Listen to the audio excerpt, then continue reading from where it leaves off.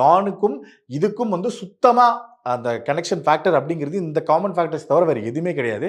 கதை வைஸோ கேரக்டர்ஸ் வைஸோ அந்த கதாபாத்திரங்கள் எமோட் பண்ணுற வைஸோ அந்த கனெக்டிங் பாயிண்ட் வைஸோ வந்து எந்த கனெக்ஷனுமே கிடையாது.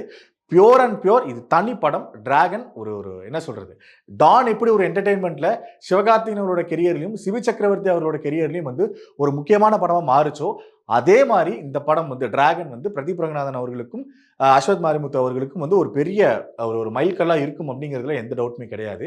ஸோ இன்னொரு முக்கியமான ஃபேக்டர், நான் என்ஜாய் பண்ண ஃபேக்டர் அப்படிங்கிறது அஸ்வத் மாரிமுத்து அவர்களோட ரைட்டிங். இந்த படத்தில் அவர் வச்ச அந்த கனெக்டிங் பாயிண்ட் இருக்குல்ல, ஒரு இன்ஜினியரிங் ஸ்டூடெண்ட்டு ஒரு 48 அரியர் வைக்கிறான். 48 அரியர் வச்சதுக்கு அப்புறமா படிப்பு முடிச்சுட்டு வெளில வரான். 4 வருஷம் படித்து முடிச்சுட்டான். 48 அரியரோட 2 வருஷம் அவன் எப்படி பண்ணுறான், அவன் வேலைக்கு போகணும்னு ஆசைப்படுறான், அதை எப்படி அவன் வாங்குறான், அந்த வேலையை அவன் வாங்குறதுக்கு உண்டான கஷ்டம் எது, அந்த பாயிண்ட் எது, அந்த வேலையை அவன் வாங்குறதுக்கு உண்டான ஒரு கனெக்டிங் பாயிண்ட் இருக்குல்ல, அதை செகண்ட் ஹாஃப்ல வச்ச விதம் அப்படின்னு ஃபுல்லாகவே வந்து ரைட்டிங்கில் வந்து அஸ்வத் மாரிமுத்து பூந்து விளையாடி இருக்காரு. அது வந்து ரொம்ப அழகாக இருந்தது பார்க்குறதுக்கு.